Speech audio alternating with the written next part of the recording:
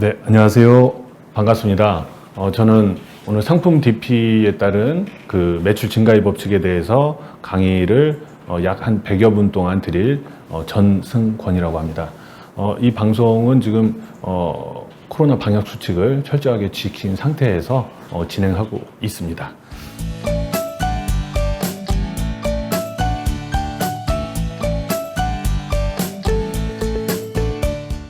자, 이제 오늘 주제대로 본격적으로 말씀을 나눌 텐데요.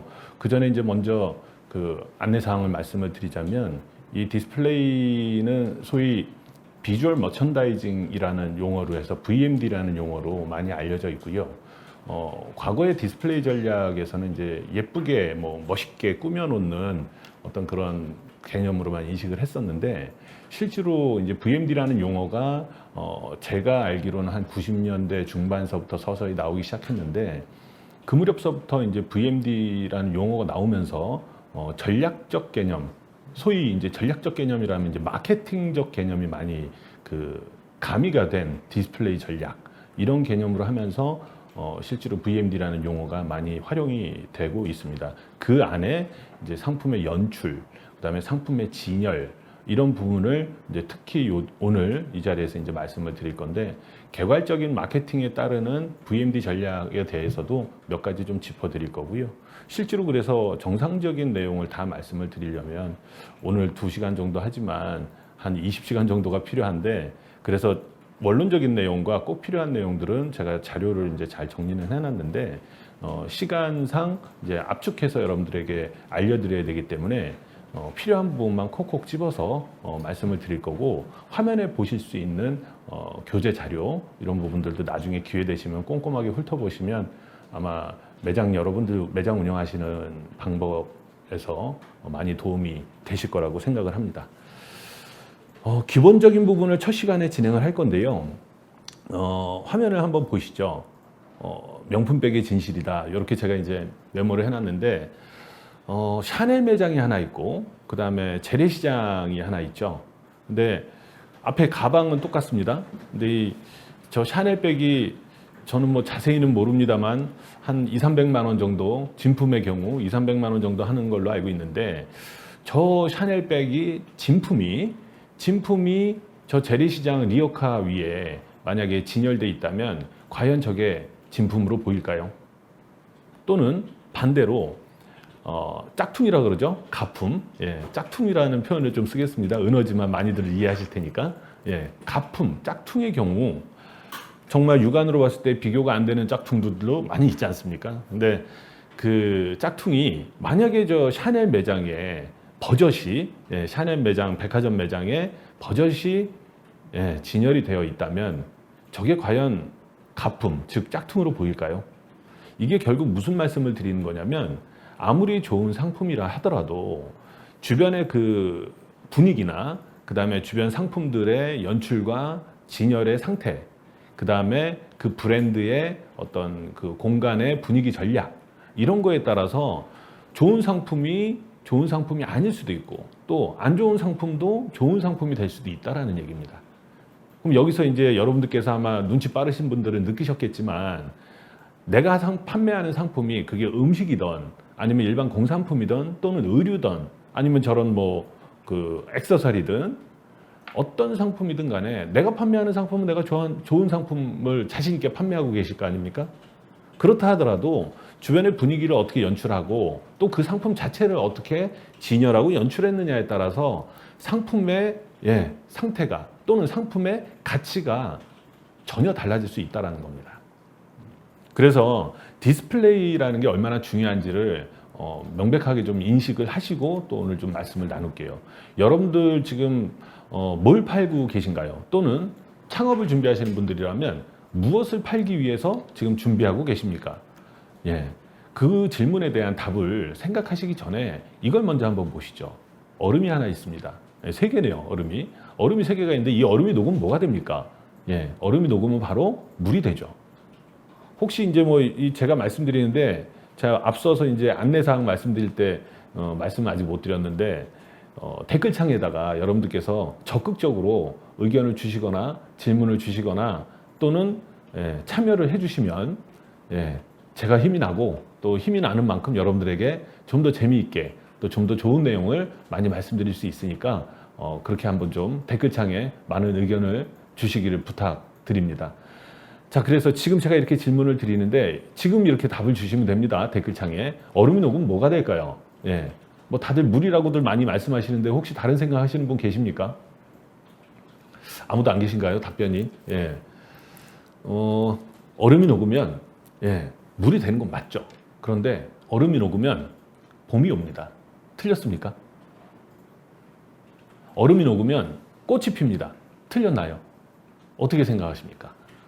예, 지금 이 이야기는 얼음이 녹으면 봄이 온다라는 이야기는 국회의원이시기도 했던 작가 김홍신 선생님께서 예, 인생 사용 설명서라는 책에 뒷면에 이제 그런 얘기가 있습니다. 얼음이 녹으면 봄이 온다라고 생각하는 사람들이 많아졌으면 좋겠다. 이런 말씀을 하셨어요, 책에. 이게 무슨 뜻일까요?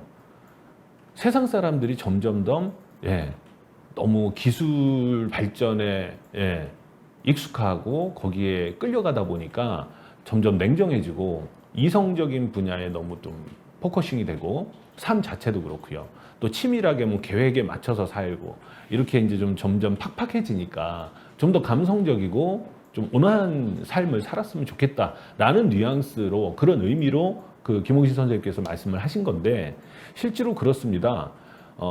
대부분 사람들은 일할 때는 되게 이성에 치중을 해서 일을 하지만 의아하게도 사람들은 쇼핑을 할 때만큼은 감성에 치중을 해서 쇼핑을 합니다. 그게 온라인에서 쇼핑을 하던 오프라인에서 쇼핑을 하던 모든 사람들은 여러분들도 아마 한번 되뇌어 보시기 바랍니다. 감성에 치중을 합니다. 감성에 치중한다는 예를 하나 들어드릴게요. 야, 난 내가 무슨 물건을 사고 싶다. 뭐 예를 들면 뭐랄까요? 한 연배가 한 3, 40대 정도 되는 아빠들, 예, 아빠들이 키덜트라 그러죠. 아빠들이 이제 뭐 레고에서 뭐 한 좋은 제품이 나오면 아, 그거 되게 사보고 싶다. 또는 뭐 프라모델 뭐 이런 거 해보고 싶다. 아니면 뭐 좀 비싼 걸로 간다면 야, 자동차 뭐가 새로 나왔는데 야, 그거 나 좀 타보고 싶다. 자, 그런데 자동차가 없어서 자동차를 타고 싶은가요? 아니면 레고나 프라모델이 그게 없어서 그걸 사고 싶은 건가요? 아니거든요. 네, 사고 싶은 거지 사야만 하는 건 아니거든요. 근데 이성적 관점을 해서 봤을 때는 사야만 할 때 사야 되거든요. 근데 대부분 모든 소비자들은 사고 싶어서 사는 거예요. 사야만 해서 사는 건 생각보다 몇 없습니다.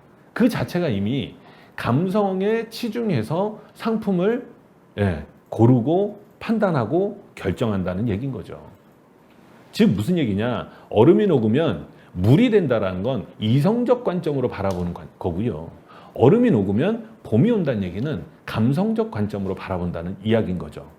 그러면 제가 오늘 이 시간에 서두에 이렇게 보여드리는 이유는 모든 고객들은 여러분들의 매장에서 상품을 고르고 상품을 선별하고 상품을 뭐가 좋은지 어떤지 판단하고 이런 기준을 삼을 때 예, 이성적 관점으로 바라보는 건 거의 대부분 딱 하나, 가격뿐입니다. 가격.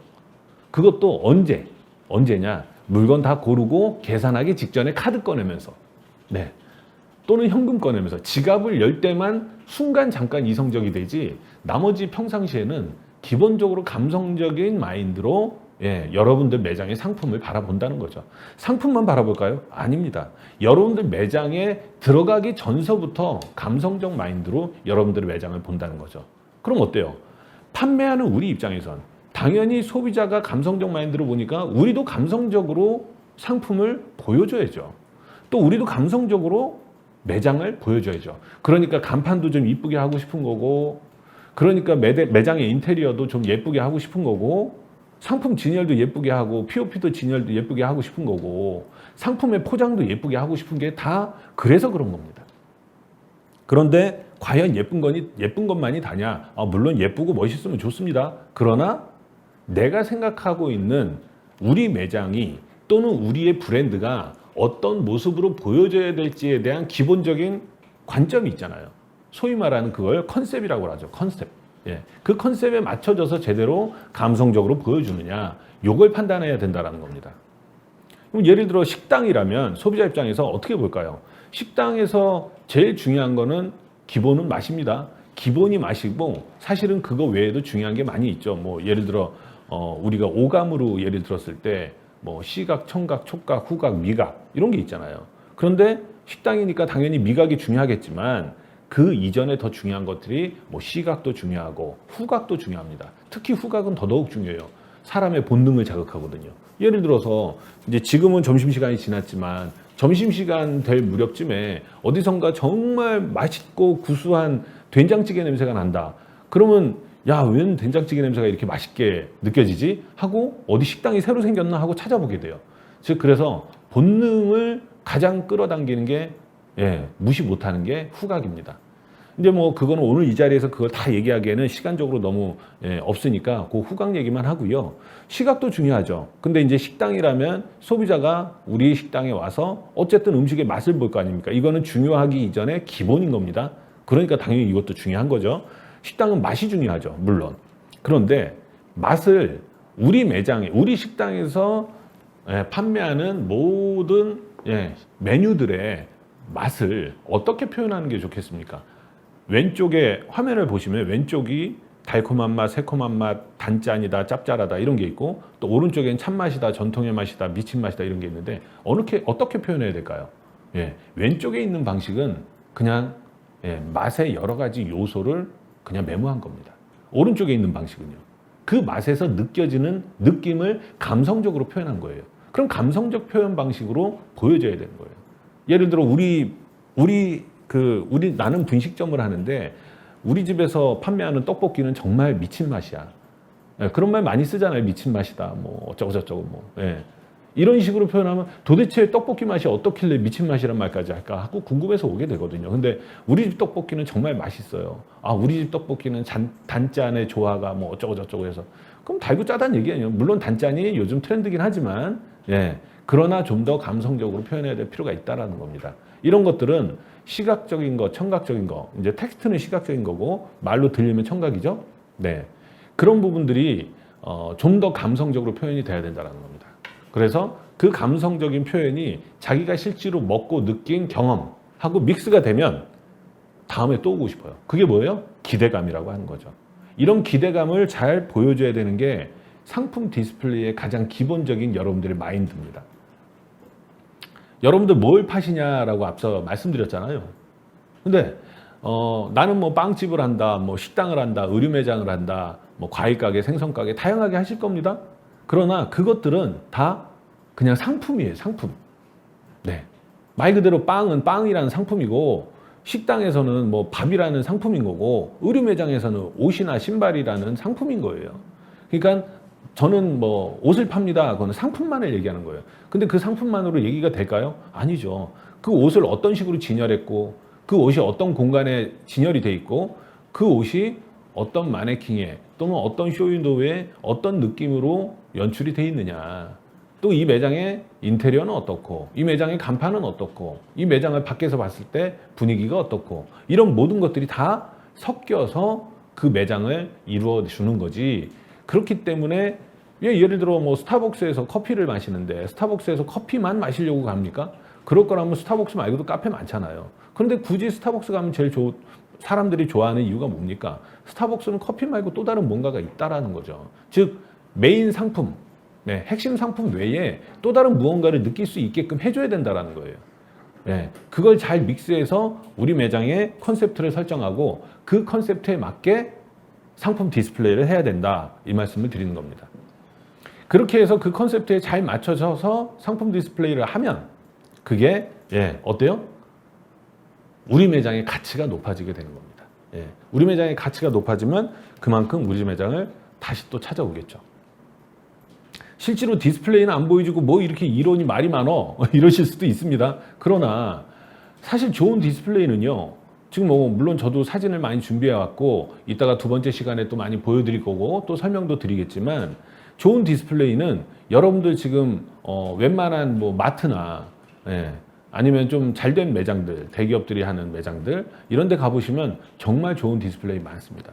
그게 중요한 게 아니라 디스플레이를 잘하기 위한 여러분들의 기본적인 소양, 기본적인 마인드 이게 훨씬 더 중요합니다. 예를 하나 들어드릴게요. 제가 지금은 뭐 수원에 살진 않지만 개인적으로 수원에서 한 30년 이상 살았었거든요. 경기도 수원에서. 근데 단독주택에 살았었습니다.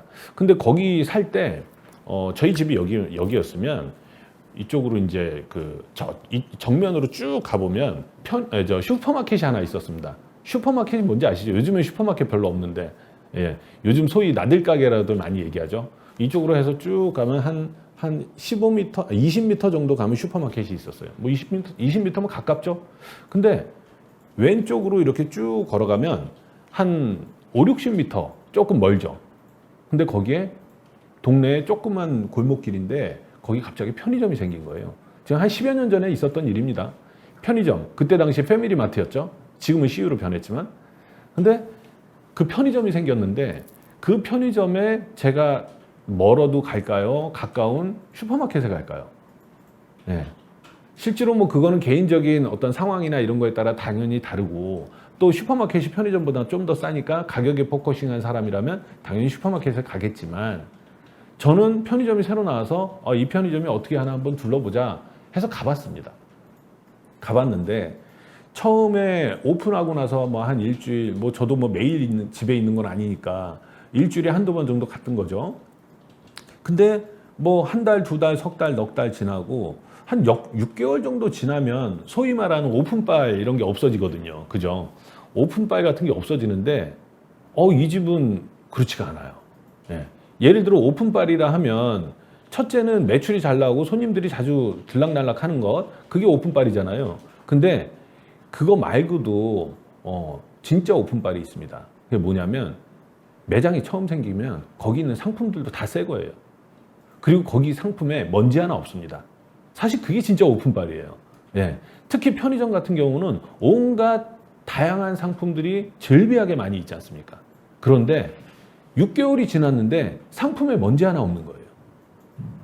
여러분들 혹시 편의점 하시는 분들이 계시는지 모르겠지만 그렇게 하기가 쉽지가 않거든요. 제가 그래서 주말이었습니다. 그때가 토요일이었는데 토요일 한 오전 11시쯤 그쯤에 이제 매장에 가서 한 6개월 후쯤이었죠. 갔는데 정말 놀랍게도 먼지 하나 없고 관리가 계속 잘 되고 있길래 야 정말 잘한다. 그래서 거기 직원분한테 여기 혹시 점주님이 누구시냐, 혹시 점주님이시냐 그랬더니 자기는 알바생이고 직원이고 점주님은 아침에 8시 반쯤에 퇴근하신다는 거예요. 새벽에 오셔서. 그러냐 알겠다 해서 제가 한 8시쯤에 가봤습니다. 다음 주 주말에 8시쯤에 가봤는데 제가 못 봤던 분이 있는 거죠. 못 봤던 분이 있는데 연배는 저랑 좀 비슷해 보이고 근데 이분이 쭈그려 앉아서 상품을 다 마른 걸레로 닦고 있는 거예요. 처음에는 약간 촉촉한 걸레로 다 닦고 그 다음에 마른 걸로 싹 닦는 거예요. 그리고 과자 같은 경우는 포장지가 구겨지거든요. 자주 닦으면. 근데 그거 구겨지지 말라고 그것까지 감안하면서 닦고 있더라고요. 제가 놀래가지고 실례합니다 하면서 얘기를 했어요. 혹시 이거 상품 진열이나 이런 거에 대해서 본사에서 교육을 다 받으셨냐 했더니 따로 자기는 본사에서 교육을 특별하게 받은 건 없답니다. 그냥 기본 교육만 받았지 특별하게 이런 걸 받은 건 없대요. 아니 근데 지금 하시는 게 사실은 제가 이쪽 분야에 일을 하는 사람인데 지금 점주님 사장님 하시는 거 보니까 정말 남다르게 하신다라고 얘기했더니 아니나 다를까 광고 대행사에 계셨던 분이었더라고요. 근데 광고 대행사에 계셨던 분이든 뭐 그게 중요한 게 아닙니다. 중요한 건 상품이 먼지 하나 없이 꾸준히 관리되고 있다는 겁니다. 자, 이게 무슨 얘기일까요, 그럼? 사실 상품이 먼지 하나 없이 꾸준히 관리되고 있다는 건 그거를 그렇게 해야 된다는 걸 모르는 사람들이 있을까요? 사실 그건 아무도 없습니다. 그냥 내 매장에 대한 정성이고 소비자에 대한 예의고 내가 판매하고 있는 상품에 대한 기본적인 매너인 거예요. 근데 그거를 정말 그렇게 꾸준하게 지키기가 쉽지가 않습니다. 제가 이제 서두에 그런 말씀 드렸죠. 여러분들께서 상품 진열 잘 돼 있는 거 좋은 사례 마음 먹고 뒤지다 보면 정말 많이 있습니다. 온라인에서도 아주 많아요. 온라인에 뭐 네이버 이런 데서 뒤지는 걸로는 안 되겠다 싶으면 핀터레스트 같은 데 뒤져보시면 정말 좋은 거 많습니다. 근데 그게 중요한 게 아니라는 거죠. 내가 내 상품을, 내가 내 매장을 얼마나 애착을 가지고 책임감을 가지고 관리하느냐, 그 마인드가 훨씬 중요하다는 겁니다. 앞서 말씀드렸던 그 편의점은요, 아르바이트 직원들에게 상품 닦는 거 시키지 않는데요. 예. 아침에 새벽에 와가지고 판매하고 손님이 없을 무렵이 보통 이제 사람들 출근하고 뭐 이런 무렵이니까 뭐 거기는 그래 이제 동네니까. 근데 출근하고 그런 무렵이라서 새벽에 5시에서 6시 반까지는 그렇게 손님이 많지 않다는 거죠. 그 시간에 1시간 반에서 2시간 정도를 그렇게 닦고 다시 진열한답니다. 상품을 다 꺼내서 다 다시 닦아서 다시 진열한다는 거예요. 비단 이게 편의점만의 문제가 아니에요. 나머지 모든 매장 다 어떤 상품을 팔든 간에 그런 작업이 이루어지면요, 고객들은 이 집은 이런 거 관리 잘하네 라고 생각 안 하고 그냥 본인도 모르게 야, 이 집은 뭔가 다르다라는 느낌을 부지불식간에 느낀다는 겁니다. 그게 상품 진열의 가장 기본적인 요소입니다.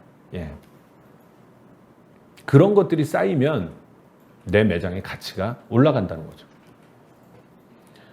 자, 제가 이제 앞서서부터 얼음이 녹으면 봄이 온다 이런 말씀드리면서 감성의 중요성을 말씀드렸잖아요. 자, 그럼 감성도 어떤 감성으로 팔아야 되나? 영업적 감성도 있고, 상품의 감성도 있고, 마케팅적 관점, 브랜드적 관점, 이미지, 가격도 감성이 될 수 있습니다. 예를 들어서 10,000원에 팔 걸 9,990원에 팔면 그게 가격적 감성이에요. 그거 많이 아시지 않습니까? 요즘에는 9,990원 안 하고 9,980원을 많이 하시죠. 추억으로 파는 것도 많아요. 모든 것들은 감성적으로 이렇게 판매할 수가 있는데, 이건 여러분들이 내 상품을 어떤 컨셉을 잡아서 어떤 컨셉에 맞춰서 전략을 짤 것이냐에 따라 달라집니다. 계속 제가 이제 편의점을 말씀드리는 게 실제로 지금 당장 떠오르는 거, 그 다음에 의외로 자영업 하시는 분들이 편의점 하시는 분들도 많은데, 제가 이제 편의점이라는 사례를 말씀드리는 건 여러분들이 편의점 하시는 분들이 계시거나 이런 차원이 아니라 상품이 다양해서, 그리고 편의점이 가장 익숙하니까 예를 들어 설명드리기도 좋고요. 편의점에서 혹시 대파, 뭐 상추, 야채 이런 거 파는 거 보셨습니까? 편의점에서 그런 거 별로 안 팔죠. 그런데 잘 되는 편의점은요, 그런 전략을 잘 씁니다. 예를 들면 동네 슈퍼가 없어졌다는 거예요. 그리고 동네 마트도 거리가 멀대요. 그래서 편의점에서 한번 대파나 이런 야채나 엽채류, 뭐 깻잎, 상추 이런 걸 갖다가 팔아봤답니다. 잘 되더라는 거죠. 물론 처음부터 잘 되진 않았죠. 근데 한여름엔 뜨거워서 안 되지만 이제 슬슬 가을이 돼가는데 선선한 가을 무렵엔 그렇게 한번 앞에 거치대 놓고 한번 팔아봄직하다라는 거죠. 그렇게 시도를 했더니 처음에 지나가는 사람들이 이런 것도 다 파네 이러고 지나가다가 사러 오더라는 겁니다. 왜? 마트까지 가긴 너무 머니까. 편의점에 웬만하면 사더라는 거죠. 그래서 편의점에서 대파, 야채 이런 것들이 팔린다는 거예요. 그러니까 결국은 그 지역의 특성까지도 잘 감안해야 된다는 겁니다. 지금 이제 로컬홀릭 님께서 나이 매장에 대한 애착이라고 말씀하셨는데, 왜 이게 사람에 대해서는 너무 애착을 많이 가지고 있으면 집착이 될 수도 있고, 그죠? 여러분 안 좋은 면도 있겠지만 사실 이 상품이나 매장에 대해서는 애착을 가지실만 합니다. 근데 그 애착을 직원들이나 알바생들한테 강요하지만 않으시면 됩니다. 아까 말씀드렸던 그 CU 편의점의 그 점주님은 아르바이트생에게 그 청소 안 시켰답니다. 본인이 직접 했대요. 처음에는 근데 뭐 4-5시간씩 걸렸답니다. 그 매장이 별로 크지도 않았는데 그 매장 전체를 다 물건을 꺼내서 다시 닦고 이러는데 4-5시간 걸렸대요. 그런데 지금은 익숙해져서 한 6-7개월 되니까 1시간 반 정도 걸리더랍니다. 그 양반하고 나중에 친해져가지고 저보다 1살 많더라고요. 근데 친해져가지고 결국은 술 한잔도 하면서 얘기 들어보니까 한 1년 하니까 그때부터는 이거 아침마다 이거 정리하는 게 한 30분이면 되더랍니다. 결국 익숙해지고 습관이 되고 꾸준하면 된다는 거예요. 예를 들어 볼게요. 지금 이 하나 사진을 한번 보시죠. 2장의 사진이 있습니다. 생선을 진열했는데 이건 뭐 편의점하고 상관없습니다. 일반 마트인데 재래시장에서 하든 뭘 하든 생선 진열한 거 한번 보세요. 어떻습니까? 위쪽에 있는 왼쪽 위에 있는 생선은 서 있죠. 차렷 자세로 서 있거나 아니면 들어 누워서 자고 있습니다. 근데 오른쪽 하단에 있는 생선 보시죠. 물론 솔직히 뭐 생선 자체의 가격은 어때요? 예, 오른쪽 하단이 좀 비싼 겁니다. 옥돔도 있고 뭐 그죠? 참돔도 있고. 근데 가격의 문제가 아니라 진열의 상태를 한번 보자는 거죠. 똑바로 서 있거나 아니면 들어 누워 있거나 자고 있거나 이런 거보다 약간 비스듬하게 진열이 돼 있으니까 어때요? 예, 뭔가 좀 움직일 것 같죠. 실제로 물속에서 헤엄치는 것 같은 느낌도 보여지고 있고요. 이게 뭡니까? 진열 하나만으로도 느낌이 있다라는 거죠. 이게 무슨 느낌입니까? 생선이 저렇게 돼 있으면 어떤 느낌이 들까요? 훨씬 더 신선해 보인다는 거죠. 예. 왜? 움직일 것 같으니까. 생선에서 제일 중요한 건 뭘까요? 물론 맛은 중요하죠. 당연히 음식이니까 맛은 기본입니다. 늘 아까 제가 뭐 식당도 말씀드렸지만, 근데 그 다음으로 중요한 게 뭐예요? 일단 야채도 그렇고 생선도 그렇고 과일도 그렇고 신선해야 돼요. 사실 그것도 기본입니다. 근데 특히 더 신선도를 요구하는 게 바로 생선이라는 거예요. 그런데 어느 게 더 신선해 보이냐는 거죠. 당연히 오른쪽 하단께 신선해 보인다는 겁니다. 네. 어느 쪽에 포커싱을 할지 이런 것들 보시면서 여러분들도 한번 참고하시기 바랍니다. 여전히 또 생선 매장인데, 예, 생선 매장도 이렇게 다양하게 표현이 될 수 있는데, 뭐 위에는 뭐 백화점 같이 고급스러운 매장들이고 아랫부분은 이제 일반 재래시장입니다. 물론 우리나라가 아니라 해외 재래시장인데 우리나라에서 생선 진열을 저렇게 한 데를 잘 못 봤어요. 예. 오히려 해외 진열이 잘 돼 있는 사례가 많아서 해외 재래시장이 생선이 아주 진열이 잘 돼 있습니다. 요즘은 그래도 많이 발전은 했습니다. 우리나라도 재래시장들도 이런 상품 진열에 대해서 교육도 많이 받으시고. 근데 결국은 저걸 진열을 뭐 어떻게 했는지 어떻게 하라는 건데 이게 중요한 게 아닙니다. 정성을 들여서 상품 하나하나를 구별해서 보여주고 그 다음에 최대한 신선하게 보여주고 깔끔하게 보여주는 거. 요게 중요한 거예요. 정성, 신선, 깔끔, 구별. 구별이 뭐예요? 전문용어로 카테고리제이션이에요. 카테고라이제이션이라고도 하고 카테고리제이션이라고도 하고 상품별로 구별을 잘 해줘야 된다 이거예요. 분류가 잘 돼서. 그 네 가지만 지키면 됩니다. 어떤 특정한 방법이 있는 건 아니에요. 여러분들이 얼마나 내 상품에 저 로코롤리님 말처럼 애착을 가지고 꾸준하게 정성을 들일 수 있느냐 이게 중요한 겁니다. 야채나 과일 한번 볼게요. 이것도 지금 국내 매장이 아니라 다 해외 매장이에요. 보시죠. 구별을 하기 위해서 소품을 쓰고 있어요. 그죠? 소품을 써서 이렇게 뭐 바구니 같은 소품을 써서 딱딱 명확하게 구별을 하고 있고 그 다음에 색깔별로 구별을 해놨죠. 빨간색, 녹색 이런 식으로. 그 다음에 저쪽 야채는 녹색이 전반적인 건데 대신에 쟁반이나 아니면 네모난 바구니를 써서 명확하게 구별을 하고 있습니다. 그리고 더 중요한 건 여기에 POP가 있습니다. POP. 검정색 POP에 수기로, 분필로 수기로 써서 눈에 띄고 고급스러운 모습을 보여주고자 맞춰서 연출을 하고 있습니다. 마찬가지 과일 매장. 다 해외 사례인데 다 어때요? 뭔가 박스가 하나씩 다 있죠. 나무 박스가 됐던 종이 박스가 됐던 박스를 하나씩 두고 다 구별을 해서 진열을 해놨습니다. 이게 중요한 거예요. 그리고 어때요? 양감 진열이라 그러는데 훨씬 더 많은 양이 있어서 야, 이 집은 정말 풍성하구나 이런 느낌을 드리게 해서 상품에 대한 신뢰감도 주고 또 맛있어 보이는 것도 느껴지게 하고. 다시 생선 매장인데 맨 오른쪽 보면 이것도 다 지금 제가 보여드리는 모든 상품 진열 상태를 보시면 기본적으로 다 어때요? 뭔가 소품을 써서 구별을 하고 있다는 거. 그 다음에 왼쪽에 상단에 있는 매장을 보시면 저것도 나무 박스를 써서 구별을 해가지고 과일을 진열해 놨죠. 그 다음에 왼쪽 하단은 POP입니다. 멀리서 봐도 아 저기서 메론을 팔겠구나, 아 저기서 수박 파는구나, 저기서 토마토 파는구나 이런 느낌을 줄 수 있게. 참고로 저기는 이제 SSG 프리미엄 푸드 매장의 사진입니다. 육류나 어류들 뭐 이것도 한번 보시죠. 앞서서 보여드렸던 생선들보다 훨씬 다르죠. 그 다음에 육류 매장들 여기 이제 스타필드 매장인데 육류 매장이 어때요? 과거에 우리 정육점 매장 같은 느낌이 들죠. 사실 제가 앞서서 이제 원론적인 얘기 잠깐 드리고 사진을 쭉 보여드리는데 실제로 이제 후반에는 요거 이제 첫째 시간 끝나고 둘째 시간에 후반에는 재미도 있을 수도 있겠지만 원론적인 얘기가 많아요. 진짜 디스플레이를 잘 하려면 무엇을 신경 써야 되는지 방법론을 좀 말씀드릴 거고, 그 전에 이제 첫 시간에 여러분들 이제 좀 약간 좀 유한 마인드를 가지시고 수업을 들으시라고 사진을 좀 보여드리는데, 진짜 나름의 노하우가 됐던 방법론은 두 번째 시간에 좀 보여드릴게요.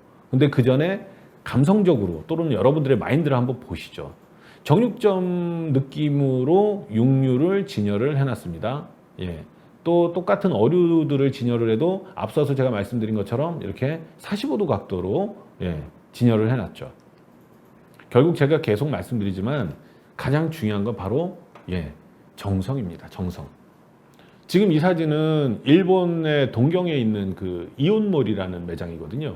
이온몰이라는 매장에 제가 이제 쭉 한번 둘러보면서 특별하게 뭐 진열된 좋은 모습이 없나 이런 거 있지만, 뭐 중간에 이제 보여드린 사진들이 제가 찍은 것들이 있는데, 지금 이 사진을 저는 제일 좋아하는 사진입니다. 그 이온몰에서 찍은 사진만 수천 장이 되는데, 일본에서 찍은 사진만. 근데 왜 좋아하냐면요, 아마도 아르바이트생이었던 것 같아요. 근데 아르바이트생이 정말 정성을 들여서 가격표를 붙이고 있었습니다. 예. 제가 저걸 동영상도 찍었어요. 뭐 지금 시간상 또는 뭐 시스템상 동영상 보여드리기 힘들어서 못 보여드리는데, 정말 정성을 들여서 가격표를 붙이고 있더라고요. 자, 과연 저게 디스플레이나 매장 관리에 대한 특별한 노하우를 배워야만 할 수 있는 걸까요? 절대 그렇지 않습니다. 배우지 않아도 저 아르바이트생의 입장에서는 자기가 자기 책임을 다하고 자기 소임을 다해서 최대한 정성을 들여서 가격표를 원래의 상품 앞에 최대한 잘 맞춰서 꽂아주는 작업을 하는 겁니다. 특히 아마 매장 하시는 분들은 아시겠지만은요, 저 네임택이라고 그러기도 하고 가격택이라고도 하는데, 저 가격표 붙이는 거예요. 상품이 워낙 많아가지고 제자리에 붙이기도 힘듭니다. 또는 뭐 가격표가 막 밀려가지고 저쪽으로 가 있고, 원래 뭐 예를 들어 뭐 여기 코카콜라가 여기 있으면 코카콜라 가격표가 여기 있어야 되는데 이쪽으로 가 있고 뭐 이런 일 많잖아요. 정말 귀찮거든요. 근데 저걸 다 맞추고 있더라고요. 저게 궁금해가지고 일본에서 이제 한 6박 7일인가 있었거든요. 당시에. 저기 매장을 다음날 또 가봤습니다. 일부러. 그래서 저 직원이 어떻게 하고 있는가 봤더니 또 똑같이 합니다. 반복이에요. 반복. 반복이라는 건 무슨 얘기입니까? 꾸준하다라는 거예요. 꾸준하게 정성을 들여서 하고 있다는 겁니다. 오늘 첫 시간에 여러분들한테는 두 가지를 강조드리고 싶은 겁니다. 첫째, 내 매장의 컨셉이 뭐냐. 둘째, 무조건 일단 방법론 필요 없고, 로커홀릭님 말씀처럼 애착, 그게 정성이 돼서 나와야 됩니다. 저건 누가 말 못해. 맞습니다. 중요한 건 이거는 알고 모르고의 문제가 아니에요. 여러분들이 가슴으로 느끼시고 행동으로 옮기지 않으면 지금 오늘 첫 시간에 이런 말씀드리는 거 아무 의미가 없습니다. 행동으로 옮겨야 돼요. 그래서 사례를 말씀드렸잖아요. 앞서 CU 점주의 사례. 뭐 그분은 이제 비싼 값 받고 그 CU를 잘 팔았습니다. 그 10년 전의 일이었으니까 제가 알기로 CU 아마 판 게 한 5년인가 하시고서 팔았어요. 재밌는 사례를 또 말씀드릴게요. 이 정성이라는 게 이제 얼마나 중요하냐.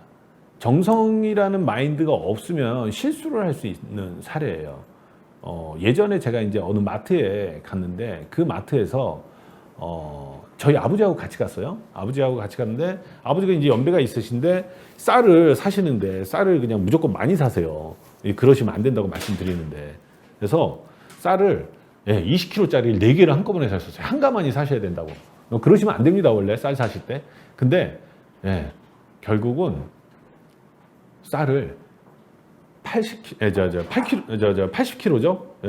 그거를 카트에다 담았습니다.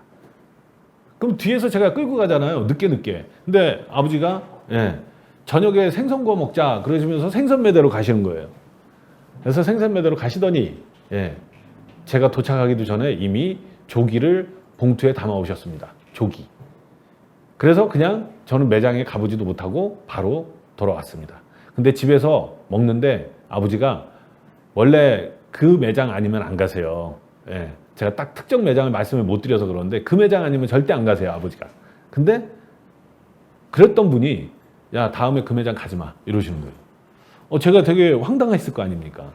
왜 그러냐 했더니 조기를 샀는데 왜 조기가 맛이 같다 이러시는 거예요. 맛이 왜 가요? 맛이 갈 리가 있겠습니까? 제가 먹어봤어요. 근데 5마리를 구웠는데 2마리가 맛이 같더라고요, 실제로. 왜 맛이 갔을까요? 아마 음식을 판매하시는 사장님들 계시는 분들은 좀 아실 거예요. 원래 음식 판매할 때 유통기한이 임박한 것들은 앞에 매대를 별도로 만들죠.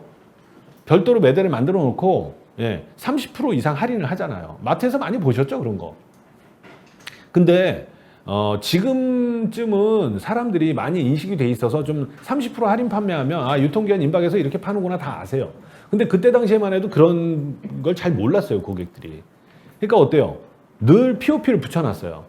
유통기한이 임박해서 할인 판매합니다 해서 뭐 상품에 약간의 흠집이 있거나 이상이 있어도 양해하시기 바랍니다, 이렇게 POP가 써 있었어요. 근데 그거를 아버지가 못 보셨다는 거예요. 없었다는 겁니다. 못 보셨다는 게 아니라 없었대요. 뭡니까 이게? 제가 나중에 알아봤어요. 알아봤더니 매대에서 30% 할인해서 판매하는 가격표는 붙여놨는데 이러이러해서 할인 판매합니다라는 그 이유가 써 있는 POP가 없었어요. 왜 그럴까요?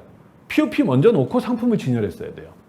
안내 멘트를 먼저 놓고 상품을 진열해야 되는데 상품을 먼저 놓고 가격표 놓고 그 다음에 안내 멘트가 들어가니까 고객한테 오해를 산 거죠. 이게 무슨 얘기입니까? 이거 별거 아닌 일이에요. 별거 아닌 일인데 고객한테는 큰 오해를 산 거죠. 완전 충성 고객이 갑자기 그 매장을 싫어하게 된 사례입니다. 이게 그래서 상품 진열은 정성이 빠지면 그냥 90%가 빠졌다 이렇게 보시면 과언이 아닙니다. 제가 둘째 시간에 수많은 다양한 여러 가지 방법론을 말씀을 드리겠지만 앞서서 제가 이렇게 자꾸 이걸 강조드리는 이유는요, 이게 없는 상태에서는 아무리 노하우를 다 하셔도 소용이 없습니다. 정성 그리고 기본에 충실한다. 기본에 충실한 매장들도 요즘 보면 많이 있습니다. 제가 뭐 특정 매장을 또 말씀드리긴 뭐한데 그 대형 매장 말고 마트 중에 대형 매장 말고 한 중형 매장, 대형까지는 아니고 중형보다는 조금 큰 정도, 서울 연희동에 있는 마트가 하나 있습니다. 나중에 한번 찾아보십시오. 그 매장 가시면 정말 제가 본 마트 중에서는 가장 기본에 충실한 매장이에요. 진열이. 그런데 지금 이 사진은 그 반대의 사례죠. 저 사진들은요, 한쪽의 의류 매장은요, 유니클로 매장입니다. 왜 제가 특정 매장을 말씀드리느냐? 이거는 설명을 드릴 수밖에 없으니까. 유니클로 매장에 저런 경우 보셨습니까? 아마 못 보셨을 거예요. 요즘은 그리고 또 뭐 정치적인 이유로 유니클로 매장 다들 안 가시니까. 근데 참고로 저 사진은요, 아주 오래된 사진입니다. 10년이 넘은 사진이에요. 제가 직접 찍은 겁니다. 오른쪽 사진은요, 어떤 마트의 사진인데, 저 마트는 모든 마트가 다 저러진 않는데 유독 저 매장이 조금 가끔 실수를 하세요. 좀 또 그런가 했더니 갈 때마다 그러시더라고요. 자, 이게 무슨 얘기냐면요, 오른쪽에 저 마트의 사진들은요, 상품이 결품이 난 겁니다. 결품. 저기 또 말씀 주셨네요. 부들주 맞습니까? 제가 부들주 발음이 맞네요. 작은 것 하나에도 쏟아붓는 정성도 하나의 효과, 정말 큰 효과를 냅니다. 아주 큰 효과를 냅니다. 그 다음에 로컬홀릭님께서 애착이 정성이 되고 정성이 습관이 되면 컨텐츠가 되는 것 같아요. 야, 로컬홀릭님 뭘 아시는 분이시네요. 정말 감사합니다. 제가 말씀드리고 싶은 거를 아주 깔끔하게 정리해서 말씀해 주셨어요. 다시 제가 한번 말씀드릴게요. 애착이 정성이 된다. 정성이 습관이 되고 그게 컨텐츠가 된다. 정말 제가 한 수 배웠습니다. 맞습니다. 자, 저 마트는 그래서 저게 상품이 결품된 사례인데, 결품이 되기 전에 상품을 다시 채워 넣어야 돼요, 창고에서. 근데 만약에 창고에 있는 상품까지도 다 빠졌다, 완전히 결품이다, 그럼 결품이 돼서 양해를 구하는 POP를 써놔야 됩니다. 그것도 없어요. 그리고 결품이 됐다 하더라도 결품이 되지 않은 상품들은 가지런히 진열이 돼 있어야 되는데 거의 완전 상품이 버려져 있는 듯한 분위기잖아요. 바쁘다 보면 저러실 수 있습니다. 근데 지금 저 매장만 그런 게 아니라 저런 식의 매장들이 되게 많아요. 아주 많습니다. 꼭 어느 특정한 매장만 그렇다는 게 아니에요. 자, 이번에 이제 유니클로를 말씀드릴게요. 저 유니클로는요, 사실은 우리나라에 유니클로가 입점한 지 얼마 안 됐을 때 시절이에요. 되게 오래됐습니다. 10년 넘었다 그랬잖아요. 근데 초반에는요, 유니클로 원래 저러지는 않았으리라고 봐요. 이건 뭐 정치적인 거 상관없이 그냥 브랜드에 대한 얘기입니다. 예, 유니클로는 원래 저러지 않았죠. 저 해외에 있을 때, 일본 본사에 있을 때. 근데 지금 국내에서 들어온 지 얼마 안 됐을 때 저게 왜 그랬을까요? 예, 지금 유니클로나 자라나 H&M이나 예, 소위 말하는 패스트 예, 패션이죠. 예, 그런 매장들 가보시면은요, 그 매장들이 옷이 저렇게 엉망으로 진열되어 있지 않습니다. 왜 그럴까요? 아마 가보신 분들 이미 우리 예전에 많이 가봤잖아요. 그런 패스트 예, 패션 매장을 가보시면요, 내가 만약에 옷을 만져서 대보고 걸쳐보고 뭐 어울리나 안 거울에도 비춰보고 이러잖아요. 그러면 어때요?